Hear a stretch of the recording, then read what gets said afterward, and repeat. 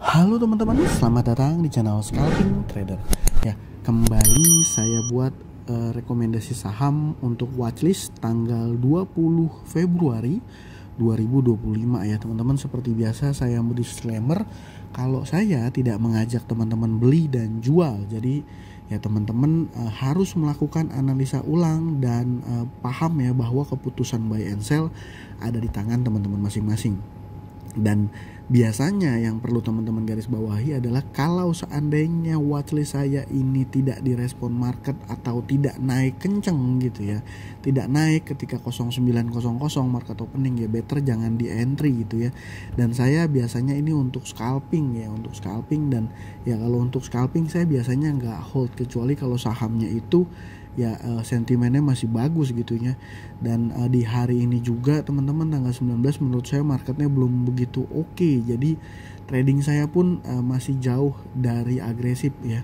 Ya mungkin masih akan trading porsi lucu-lucu aja gitu ya.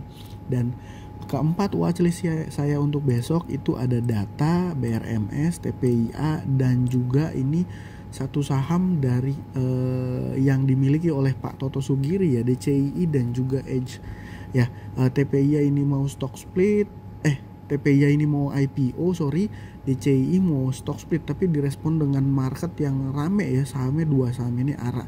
Data dan BRMS nanti saya informasikan pembahasannya ya. Nah, mungkin review sedikit, kemarin saya info ada data, MLPL dan juga MAPI gitu ya. Dan hari ini saya hanya trading di data dan juga MLPL. MLPL cuan tipis banget ya teman-teman, cuma 2 tick di satu. Saya ingat saya jual 138 ya, itu barangnya juga bukan barang saya beli tadi pagi, tapi saya barangnya kemarin gitu ya, saya beli gitu langsung ada guyuran. Dan ya seperti itu, data sih cuan lumayan ya, 3 kali entry, 3-3-nya cuan ya lumayan gitu. Dan untuk tanggal 20 yang pertama saya mau info saham data ya. Mungkin dari teman-teman ngelihat data transaksinya, wah ini distribusi kenapa direkomendasikan gitu ya. Jadi berdasarkan pemahaman saya ya, jadi mungkin saya bisa salah. CPAZ di sini ini mostly MG juga di sini, Beki, XA ini saya berasumsi ini retail. Nah, terus teman-teman mungkin bertanya, loh ini XL ada ini XL kan retail gitu ya, kan ini Stockbit. Jadi saya merhatiin saham data ini, Stockbit ini punya barang banyak banget teman-teman, punya barang banyak banget. Saya malah curiga ini bukan retail gitu, bukan retail biasa. Dan CC ini udah jelas ya, CC beli banyak banget ya, dia udah kenyang seperti yang saya sampaikan kemarin. Dan secara chart teman-teman, ini kalau satu kali lagi ARA ini udah mau tembusin dia all time high-nya dia ya, mungkin belum ya. Let's say kalau besok ARA mungkin di area segini ya, kurang lebih tinggal beberapa persen lagi dia akan tembus dia punya all time high gitu.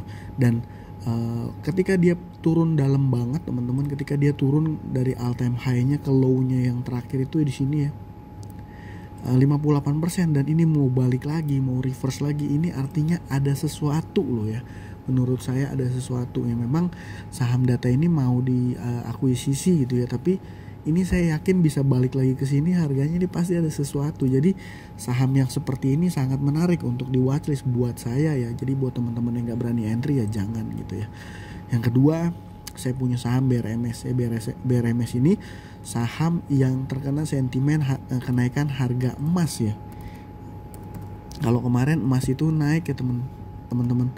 Kalau sekarang kita coba lihat aja apakah masih naik harganya gitu ya.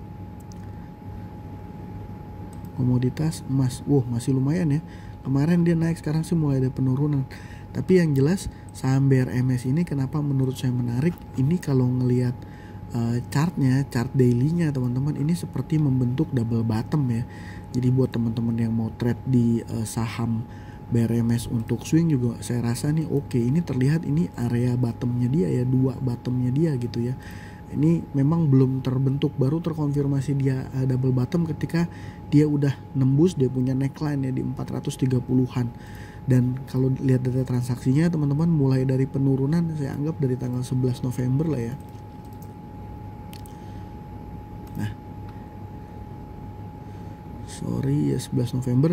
Nah, average buy-nya broker top buyer-nya BB, LG, CC dan IF ini ada di harga atas ya, semua harga atas ya. Jadi BB yang paling besar dia punya average 437, yang mana harga saat ini 394.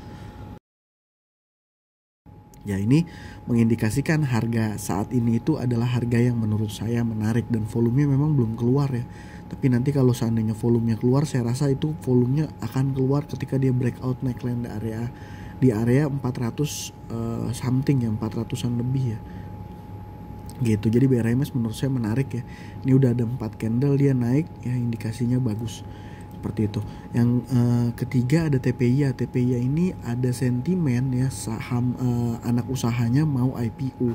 Udah banyak sih beritanya, sebenarnya udah lama juga beritanya, tapi belum keluar pengumuman resminya dan belum muncul ya di website IPO.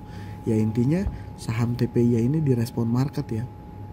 Berbeda dengan saham lainnya kayak Cuan dan Brand yang kurang oke gitu ya.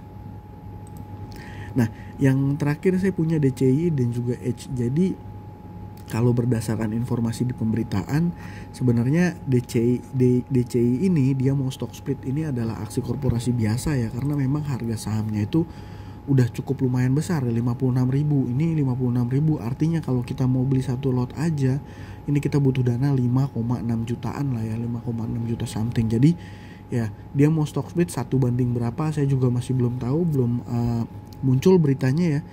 Di corporate action, tab corporate action juga belum muncul ya, baru RUPS dia udah ada agenda mau stock split ya, supaya mungkin tujuannya supaya harga sahamnya lebih turun dan lebih terjangkau ya untuk retail kecil ya kayak saya lah gitu ya. Dan dampak dari berita informasi seliweran mengenai rencana stock split DCI ini berdampak pada investor retail gitu ya, retail di DCI dan juga di saham Edge. Jadi Indo Internet dan DCI ini saya sempat baca nggak detail ya, tapi beneficial owner-nya kemungkinan besar itu kalau di berita ya, saya belum baca detail ya. Jadi ini pemiliknya itu dari Pak Toto Sugiri ya. Emitennya Toto Sugiri, dia tertulis kayak namanya di sini. Atau dia udah keluar ya dari ini ya, dari jajaran direksinya ya.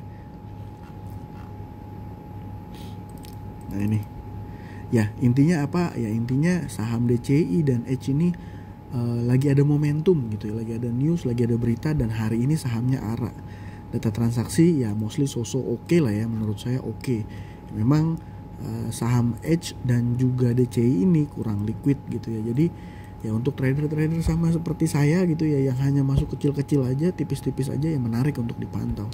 Dan sedikit tambahan informasi bahwa menurut saya besok marketnya belum akan atraktif ya. Kenapa? Ya karena hari ini pun IHSG-nya minus 1%.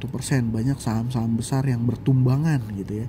Hari ini foreign net sell sebesar 963 miliar. Ya, outflow-nya masih besar, jadi banyak saham-saham banking nih ya. AMRT juga keluar lumayan besar, BBRI ini marketnya masih belum begitu oke. Ini ERA juga sama ya, sesuai dengan prediksi saya kemarin ya. Kemarin saya info bahwa saham ERA itu akan koreksi dulu gitu kan. Saya info saham ERA itu akan koreksi, dan ya terbukti saham ERA koreksi. Tapi kalau ngelihat koreksinya memang volumenya lumayan besar, tapi nggak besar-besar banget ya. Jadi kita tunggu aja nih nanti sepak terjang saham ERA nih ke depan. Dan mungkin sekedar informasi buat teman-teman, kalau watchlist saham saya yang kemarin-kemarin mungkin masih tetap aja di keep untuk di watchlist ya. Jadi MLPL menurut saya masih oke, SCMA Buka sama MTEK juga oke banget menurut saya. Itu ya teman-teman. Semoga bermanfaat dan bisa kasih cuan ke teman-teman semua. Sekian dari saya, terima kasih, salam cuan, thank you.